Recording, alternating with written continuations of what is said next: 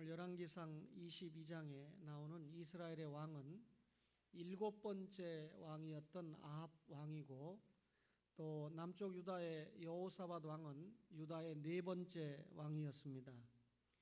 이 두 왕이 만나서 사마리아 성문 어기 광장에 400명의 선지자를 불러 모았습니다.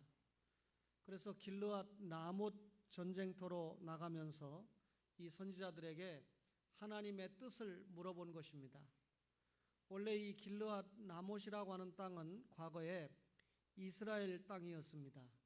갓지파에게 소속된 땅이었는데 그만 이 아람 왕에게 빼앗기고 말았습니다. 그런데 우리가 열왕기상 20장 34절에 보면 이 아람 왕 베나닷이 이스라엘의 포로로 잡혀와서는 그 땅을 돌려주겠다라고 약속을 했는데 시행을 하지 않는 것입니다. 그래서 오늘 이스라엘 왕과 남쪽 유다의 여호사밧 왕이 연합을 해서 이 땅을 찾기 위해서 전쟁에 나가기 직전인데 400명 모인 이 선지자들이 전쟁에 나가면 반드시 승리한다, 이렇게 이야기를 합니다. 그런데 유일하게 미가야라고 하는 선지자는 전쟁에 나가면 왕이 죽는다, 아합 왕이 죽는다, 그리고 이 전쟁에서 실패하게 된다라고 말하게 됩니다. 400명은 결과적으로 거짓말하는 거죠. 미가야 혼자만 지금 참말을 하고 있는 것입니다. 그런데 왕이 전쟁에 나가면서 자기가 승리하고 돌아올 때까지 이 미가야에게 너는 고생의 떡과 고생의 물을 먹으라 그러면서 감옥에다 가두어 놓고 전쟁에 나가게 됩니다. 여러분, 고생의 떡과 고생의 물을 먹이라, 고생의 떡을 먹느냐 고생의 물을 마시느냐, 이것이 참 선지자냐 아니냐의 기준이 됐습니다. 참 선지자는 고생의 떡을 먹고 고생의 물을 마신다라고 하는 것이 오늘 본문의 말씀이죠.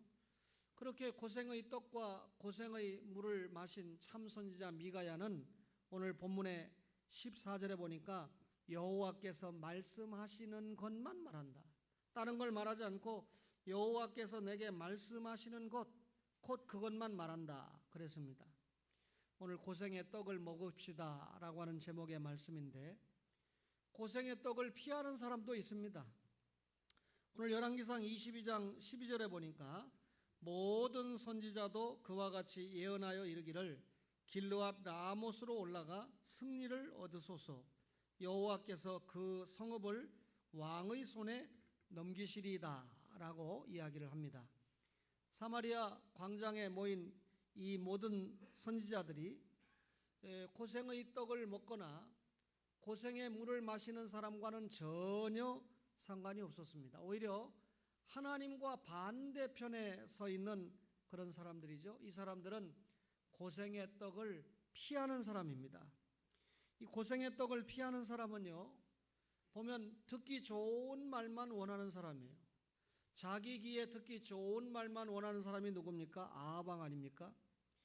여러분, 여호사밧이 선지자들을 불러가지고 하나님의 뜻을 물어보자고 했습니다. 그때 이 아합 왕이 평상시에 자기에게 아부 잘하는 사람 한두 명이 아니고 무려 400명이나 지금 모으는 실력을 발휘했습니다. 여호사밧이 다른 선지자는 없습니까? 이 400명 말고 또 다른 선지자는 없습니까? 라고 물으니까 아합 왕이 말하기를 그 미가야라고 하는 친구가 하나 있는데 이 친구는 단 한 번도 나에게 듣기 좋은 소리를 한 적이 없습니다. 다시 말하면 좋은 일을 예언하지 않고 늘 나쁜 일만 예언을 하는 그런 사람입니다. 그래서 내가 그 미가야라는 선지자를 미워합니다. 미워하는 놈을 지금 사마리아 광장에다가 불러올 턱이 없죠.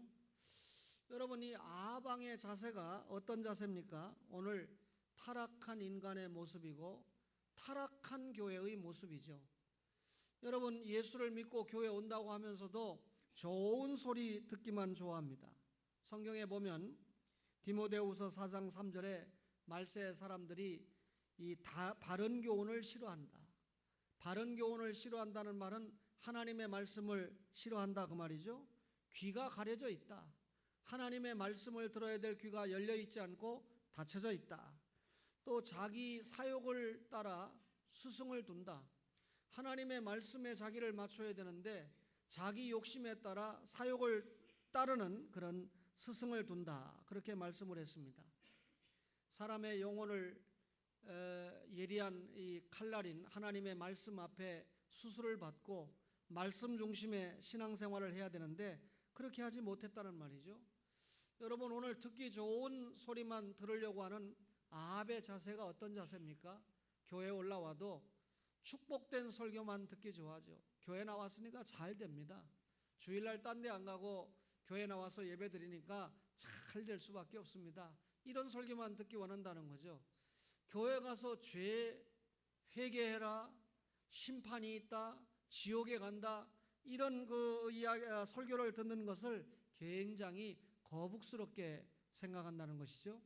대세가 좀 모이는 교회들마다 축복 설교를 좋아하고 이런 죄에 대한 부담스러운 설교를 듣기 꺼려하니까 목사도 자연스럽게 축복 설교로 하나님의 말씀 전하는 것을 맞추어 가는 것을 볼 때 이것은 아합 왕과 같이 듣기 좋아하는 좋은 말을 원하는 사람의 만족을 주려고 하는 자세죠.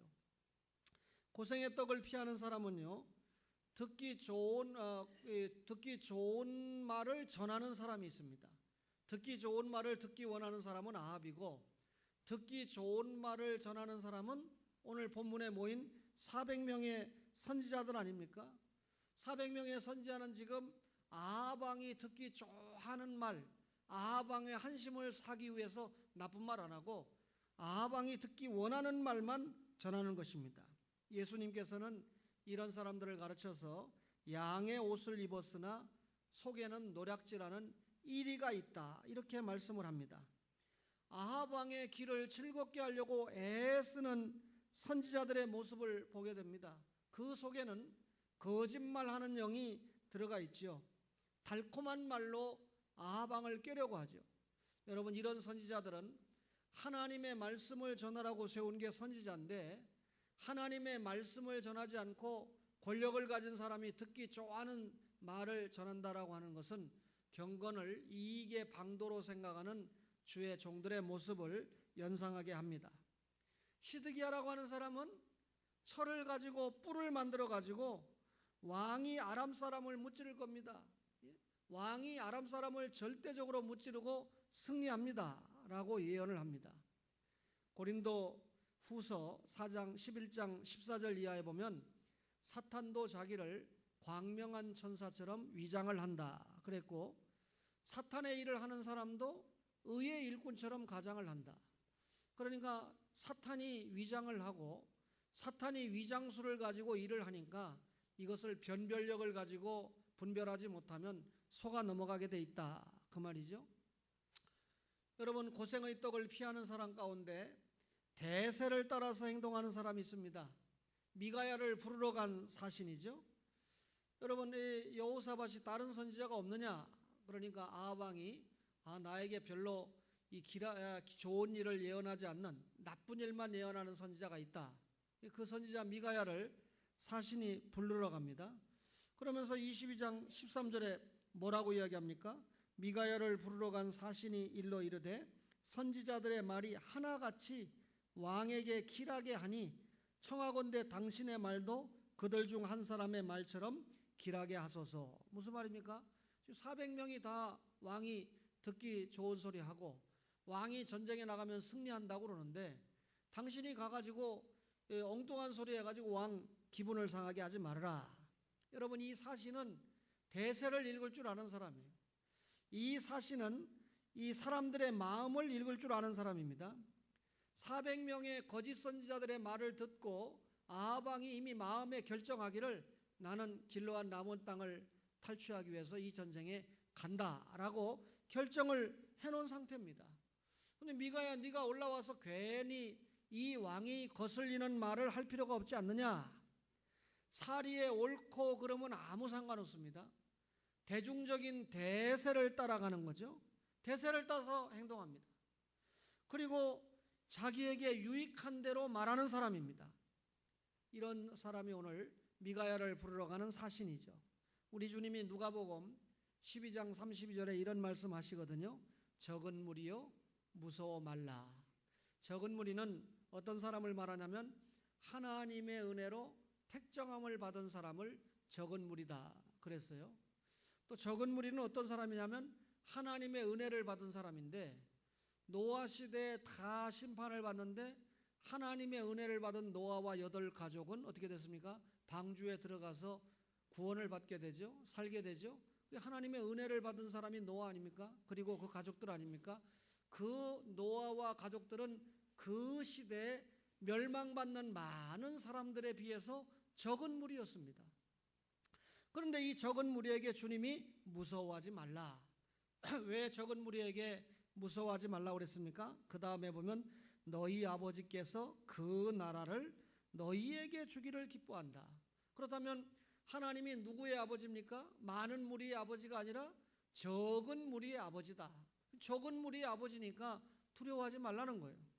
또 예수님께서 말씀하시기를 하나님의 나라를 많은 무리에게 주는 것이 아니고 적은 무리에게 준다라고 말씀을 했기 때문에 무서워하지 말라는 겁니다. 그렇다면 이런 주님의 말씀을 받을 때 여러분과 저가 대세 영합에서 여러분 말하거나 행동하는 것이 아니라 하나님의 말씀, 그것이 외롭고 협착한 길이라 할지라도 하나님의 말씀이 말씀하신 대로 믿고 말씀하신 대로 생활하고 말씀하신 대로 정하는 것이 주님이 원하는 적은 무리의 길을 가는 것이다 라고 하는 것을 알 수가 있습니다. 오늘 고생의 떡을 먹읍시다 라고 하는 말씀인데 고생의 떡을 먹는 사람은 하나님 앞에서 사는 사람입니다. 오늘 열왕기상 22장 14절에 보니까 미가야가 이르되 여호와께서 살아계심을 두고 맹세하노니 여호와께서 내게 말씀하시는 것 곧 그것을 내가 말하리라. 이렇게 미가야가 말합니다. 이 미가야는 시편 1편 1장에 보면 1절에 보면 복 있는 사람은 악인들의 꾀를 따르지 아니하고 죄인들의 길에 서지 아니하며 오만한 자의 자리에 앉지 않는다. 그렇게 말씀했는데 오늘 이 미가야 선지자의 이런 자세를 보면 악인들의 꾀를 따르지 않습니다. 죄인들의 길에 서지 않습니다. 오만한 자의 자리에 앉지 않는 모습을 우리가 보게 되죠. 미가야는 어떤 사람입니까? 하나님의 뜻을 분별하는 사람입니다. 우리가 보통 선지자를 선견자라고도 하는데 사무엘상 9장 9절에 보면 선견자, 앞을 내다보는 자 이런 뜻입니다. 여러분 선견자 점치는 자 아닙니다. 제가 예수님 재림하십니다. 앞을 내다봤지요? 예수님 재림하시면 여러분과 저는 천국에 갑니다. 앞일을 예언했지요? 이게 선지자예요. 다시 말하면 선지자가 미래의 사실을 이야기한다고 해도 하나님의 말씀에 근거한 것을 말하는 게 선지자지 전혀 하나님께서 말씀하시지 않은 것을 자기 생각대로 말하는 것이 선지자나 선견자가 아니라는 겁니다. 신령한 눈을 가지면 앞의 일을 말할 수 있습니다. 바울 사도는 지혜와 계시의 영을 받으면 하나님의 나라를 볼 수 있다 이렇게 말씀합니다. 여러분 아합 왕의 한심을 사기 위해서 400명의 선지자들은 계시의 영을 전혀 받지 못하고 지금 계시의 영이 막혀 있는 겁니다. 계시의 영이 막혀 있으니까 하나님이 지금 아합이 이 전쟁에 가면 죽는다고 말씀하는데 전혀 거꾸로 전쟁에 나가도 죽지 않고 승리한다라고 이야기하는 거죠. 여러분 사탄의 소리에 따라서 움직이는 사람들입니다. 그러나 미가야는 이미 지혜와 계시의 영을 받았기 때문에 당신이 이 전쟁에 나가면 죽습니다. 이것이 하나님의 뜻입니다. 여호와께서 나에게 말씀하신 것만 내가 전하는데 당신은 이 전쟁에 가면 패배합니다. 시체로 돌아옵니다. 라고 전했던 것입니다. 마태복음 5장 8절에 마음이 청결한 자는 복이 있나니 그들이 하나님을 볼 것이요 라고 말씀을 합니다. 여러분 하나님 앞에서 사는 사람은 하나님의 뜻을 분별하는 사람입니다. 하나님 앞에서 사는 사람은요 자기의 소임에 충실한 사람입니다. 하나님의 뜻을 분별하고 여러분 이 분별한 것이 이 현장에 나타날 때 그 하나님의 뜻을 전하지 못하거나 하나님의 뜻대로 처신하지 못하면 헛겁니다. 이론입니다. 논리적인 신앙이죠. 지적인 신앙이죠. 선지자는 하나님께 받은 계시와 하나님께 받은 말씀에 목숨을 거는 자가 선지자입니다. 에스겔서 34장 1절 이하에 보면 하나님께서 선지자를 파수꾼으로 세우셨다 그랬습니다. 그런데 이 파수꾼이 하나님의 말씀을 열심히 전하면 그 결과는 선지자가 책임을 지지 않아도 됩니다. 하나님의 말씀을 전했는데 그 말씀을 받은 사람들이 그 말씀을 듣지 않으면 이 책임을 말씀을 듣지 않은 사람에게 하나님이 묻는다 그랬습니다. 그러면 선지자는 말씀 전하는 것으로 사명 다한 거죠. 그런데 선지자가 하나님의 뜻을 받은 사람인데 선지자가 하나님의 말씀을 전하지 않음으로 말미암아 백성들이 하나님의 말씀을 받지 못해서 문제가 생겼을 때 선지자에게 책임을 묻겠다, 그렇게 하나님께서 말씀을 하는 것입니다. 여러분, 선지자가 하나님의 말씀을 전할 때 사람들이 다 환영하고 좋아하면 얼마나 좋겠어요? 여러분, 스가랴 선지자가 역대하 24장 20절 이하에 보면 하나님의 말씀을 전한 결과 순교의 피를 흘리고 죽어버리고 말았습니다.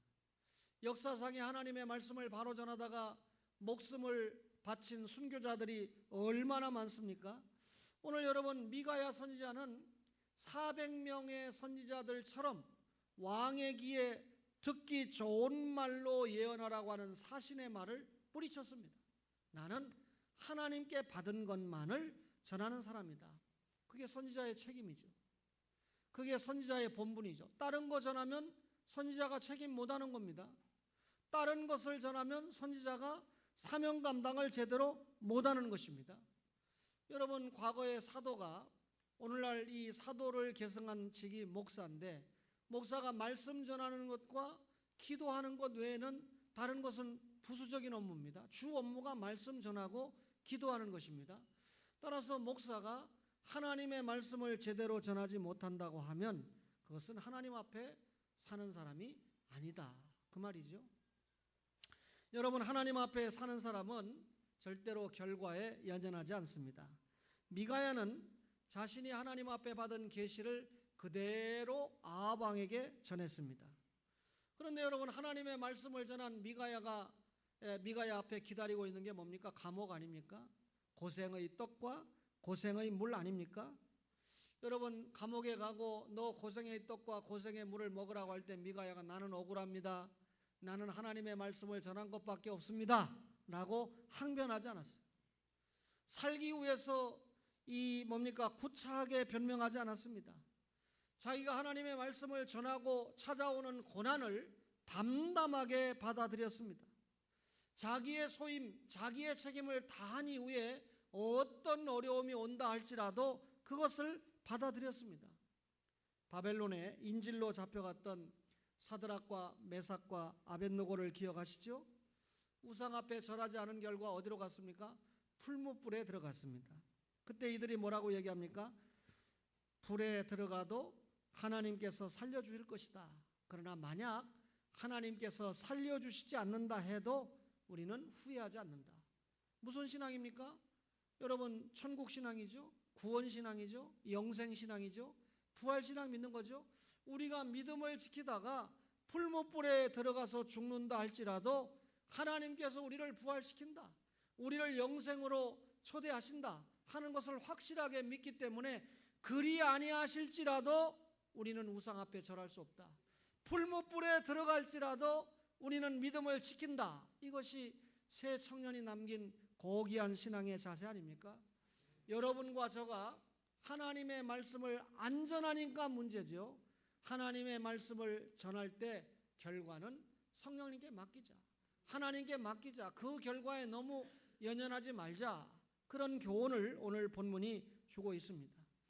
저에게 참 도전이 되는 말씀인데, 여러분, 사람 눈치 보지 말고 형편에 치우치지 말고 하나님의 말씀만 전하는 목회자가 되기를 저는 늘 소망하고 있습니다.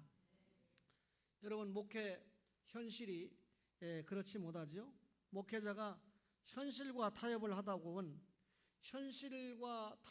보면 타락하게 돼 있습니다. 반드시 사람의 기호에 맞춰서 목회를 하다 보면 하나님 영광은 되지 않거든요. 결국 여러분들이 하나님의 말씀을 듣기를 원할 때 목사는 어떤 경우든지 훌륭한 목사가 될 수 있고, 여러분들이 듣기 좋아하는 말씀을 전하라고 목사에게 요구할 때 그 목사는 사례가 아닌 월급 받는 싹군으로 전락할 수밖에 없습니다.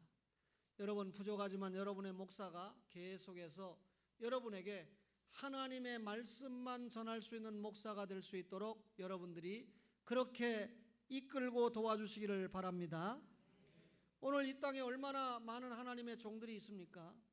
현실에 타협하지 않고 상황에 휘둘리지 않고 오직 하나님의 말씀만 전하는 종들이 참 많습니다.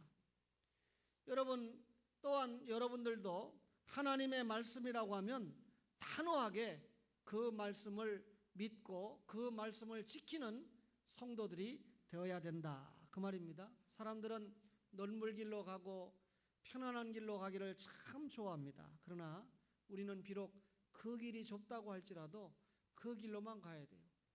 어떤 분이 저를 굉장히 좋아한다고 하면서도 단 한 차례도 자기 교회 저를 초청하지 않아서 참 제가 이상하게 생각을 했는데, 나중에 고백을 하더라고요. 제 설교를 가지고 1년 12달 설교하니까 목사님이 오셔서 설교하면 우리 목사님이 신목사 설교를 가지고 지금까지 했구나 하는 게 들통이 날까봐 목사님을 못 모시니까 목사님 계속해서 책을 내주세요. 목사님이 책 낸 거 지금 다 써먹었기 때문에 지금 한계가 왔습니다. 이게 보통 문제가 아니에요. 제가 지금까지 했던 설교를 다 써먹었으면 이제는 하나님이 영적인 지혜를 줘서 설교를 준비할 수 있는 지혜가 생겨야 되는데, 저도 스승님들에게 배웠을 때 처음에는 스승님들 설교 그대로 안 했겠어요? 또 모방 안 했겠어요? 그러나 지금은 제가, 용서하세요, 제가 강단에서 이런 얘기하면 스승님들이 화날 텐데, 내 마음에 스승님들을 능가하는 그런 목사가 돼야 된다. 성경을 봐도 이분들을 지나칠 수 있는 그런 제자가 돼야 된다라는 도전과 자극은 늘 받고 말씀을 대하고 있습니다. 오해하지 마세요, 여러분. 계속해서 여러분과 저가 하나님의 말씀 전하고 하나님의 말씀 듣는 그런 은혜가 있기를 축원합니다. 여러분, 오늘 이 말씀을 통해서 고생의 떡을 먹읍시다, 하나님의 주권적인 사역을 보게 되는데요. 여러분, 감옥에 갇힌 미가야는 고생의 떡과 고생의 물을 먹고 마십니다. 이때 하나님께서 개입을 하십니다. 여러분, 전쟁에 나갔던 아합 왕이 살았을까요? 죽었을까요? 전사했습니다. 기고만장하던 아합 왕이 전쟁터에 나가 죽었어요. 오늘 설교를 다 못하지만 북쪽 이스라엘의 왕 가운데 가장 못된 놈이 누굽니까? 아합입니다. 아합 왕과 취가 떨리잖아요. 그런데 아합이 이렇게 미가야 선지자의 말을 안 듣고 결국 하나님의 뜻을 어기고 기가 막히게 죽게 되는데, 여러분, 전쟁터에 나가면서 아합이 지 혼자 나간 게 아니라 형제 국가인 남쪽에 여호사밧까지 끌어들여가지고 연합군을 형성해서 지금 이 아람 길르앗 라모스를 찾으러 가는 거 아닙니까? 거기다 여러분, 선지자가 하나님의 종들 아니요. 근데 400명이나 당신 전쟁에 나가도 승리합니다, 끄떡 없습니다 얘기했으니까 누구 말로 보무도 당당하게 여러분 가지요. 어떤 유명한 목사님은 이때 고무도 당당하게 그러더라고요. 그렇게 무식하게 설교해도 교회가 부흥하는 거 보면 참 대단합니다. 여러분, 그래도 이 아합 왕이 마음에 찔렸어요. 400명이 괜찮다고 하는데 한 명이 안 된다고 그랬거든요. 근데 미가야가 말하는 게 하나님 말씀 아닙니까? 그게 양심에 찔리거든요. 그러니까 전쟁에 나가면서 여호사밧에게 뭐라고 꼬우냐면 당신은 왕복을 입고 나가세요. 그리고 이 남쪽 여호사밧은 왕복을 입고 나가게 하고는 자기는 변장을 하고 왕복을 벗어버리고 변장을 하고 나갔습니다. 그러니까 마음에 좀 찜찜한 게 있었던 거죠. 전쟁터에 나갔는데 하나님이 이미 그때 아합 왕을 죽이기로 결정을 했는데 자기가 그런 인간적인 모략을 한다고 살아날 수 있나요? 아람 병사 한 사람이 활을 쐈는데, 여러분이 갑옷을 보면 이 솔기가 있잖아요. 이 갑옷 한 뼘과 한 뼘 사이에 솔깃이 있는데 그 속에도 옷을 얼마나 많이 입었겠습니까?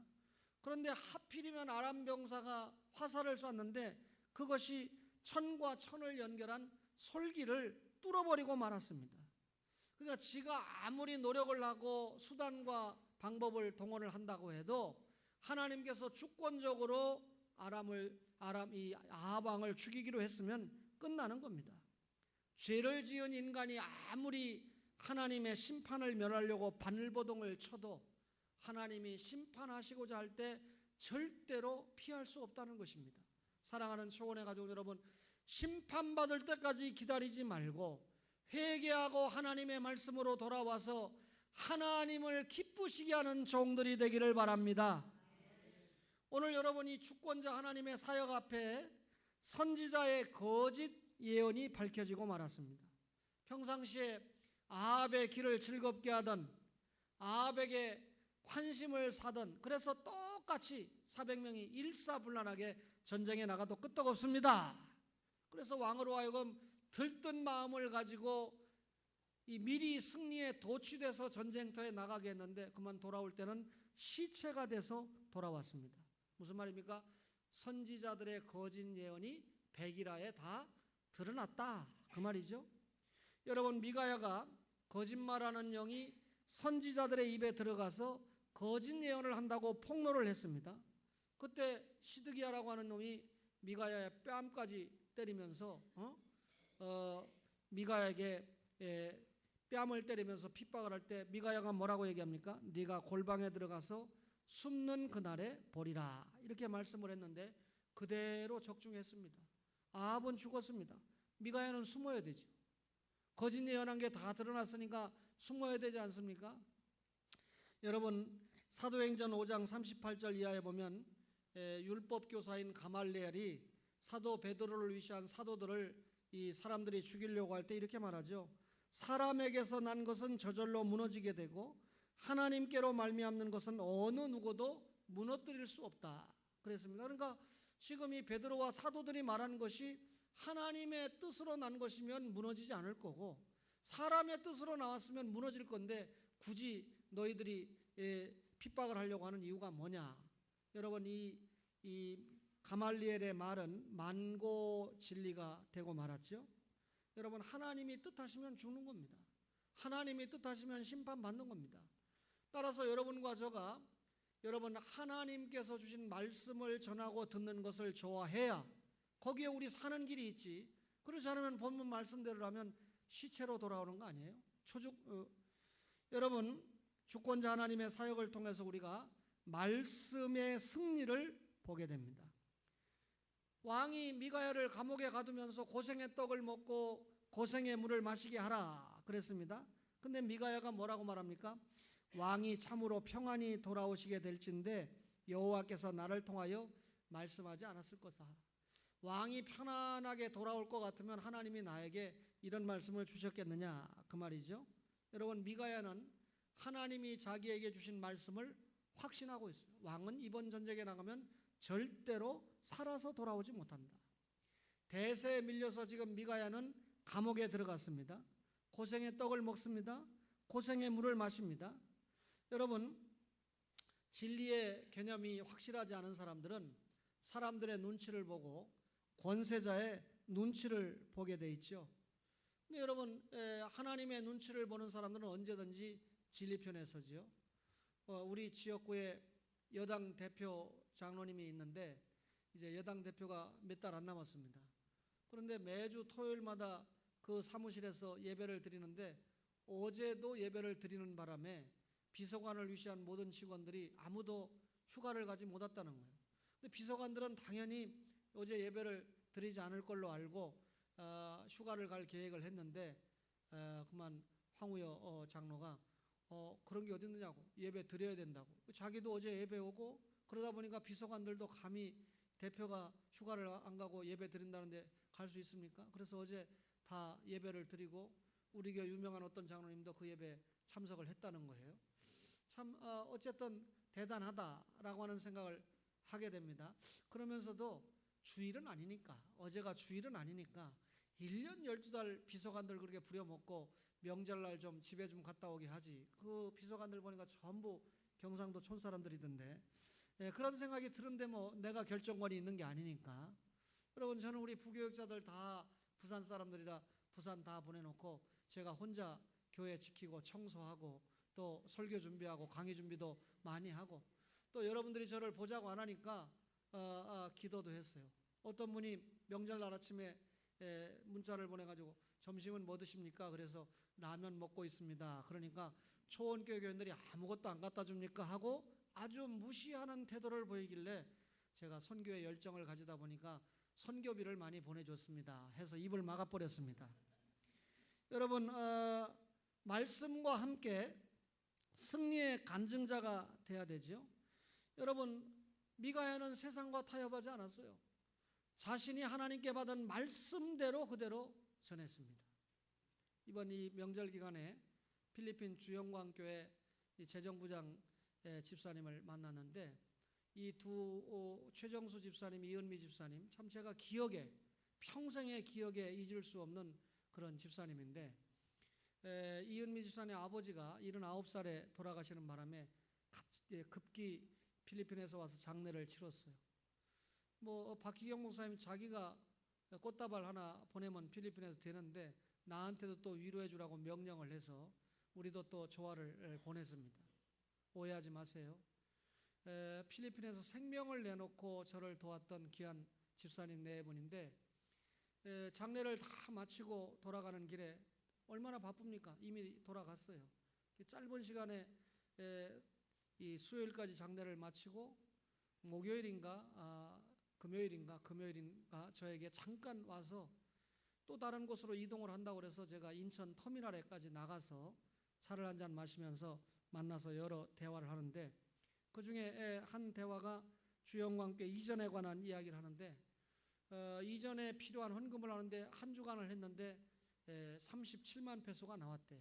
작정한 게 아니고 그날 37만 페소가 나왔는데 이걸 가지고 수리를 해가는데 이 집사님이 저에게 부담을 주지 않고 목사님 저희들이 이 수리를 해가면서 그저 모자라면 당장 이 의자 놓고 간단하게 시설 준비하고 있던 거 다 필리핀 현지교회 주고 나왔으니까 그래서 간단하게 준비하고 수리해서 들어가서 한 주, 두 주, 세 주 예배 드리면서 성도들이 형편이 되는 대로 보완을 해갈 것입니다. 걱정하지 마세요. 여러분 벌써 보통 집사하고는 다릅니다. 이런 분을 빨리 장로 안 시키면 박희경 목사님 목회에는 참 지장이 있을 거다 나는 생각합니다. 보통 오면요 어떻게 해서라든지 뜯어가려고 목사님 우리는 진짜 괴롭습니다. 힘듭니다. 지금 교회 문 닫기 직전입니다. 별소리 다 나오고 또 심지어는 40만 페소면 되는데 100만 페소가 필요합니다. 이런 소리도 들리고 그럴 텐데 목사님 저희들이 다 해결해 가니까 너무 신경 쓰지 마세요. 기도만 해주세요. 이렇게 이야기를 합니다. 들어보니까 한 10여만 페소가 부족해요. 당장 옮기는데도 드려보니까. 근데 여러분들이 또 지난주에 헌금 드리고 또 제가 또 헌금을 보태고 해서 이렇게 오늘 전달이 됩니다. 필리핀 주영광교회. 또 이분이 하는 말 가운데 목사님을 따라 나왔던 사람들 가운데 좀 나간 사람들이 있는데 그러니까 제가 들어오고 박희경 목사님이 들어가는데 박희경 목사님이 어떤 분인지도 모르고 그런 거에 대한 실망감, 제가 필리핀에 오래 있지 않는 거에 대한 여러 가지 실망감 때문에 그냥 박 목사님이 어떤 분인지 알지도 전에 나간 사람들이 있거든요. 최근에 나간 사람도 있어요. 그런데 우리 최 집사님 말을 들으니까 이분들이 다 후회를 하고 있다는 겁니다. 그래서 제가 나도 도울 수 있도록 도울 테니까 우리 집사님이 가면 돈데이로 좀 초청을 하고 좀 맛있는 것도 대접을 하고 이래서 다시 돌아올 수 있도록 이 박희경 목사님에게 미안해서 못 돌아오는 거거든요. 여러분 제 등에 상처를 주고 나간 사람들이 여러분 못 돌아오거든요. 그러니까 제가 마지막에 어떤 그 조치를 하기 전에 여러분들이 중간 역할을 해야 되거든요. 그 집사님에게 중간 역할을 좀 해라. 그래서 사람들이 좀 돌아올 수 있는 분위기로 해라. 필리핀에는 여러 교회가 있지만요. 합법교회가 있고 불법교회가 있습니다. 여러분 아십니까? 합법교회는 주영광교회고 불법교회는 새벽자가 들어가는 교회예요. 근데 그 불법교회에 있는 친구가 처음에 사람들이 자꾸 모이고 제가 나오고 난 다음에 모이고 하니까 신이 났는데 용사에서 제가 예언했습니다.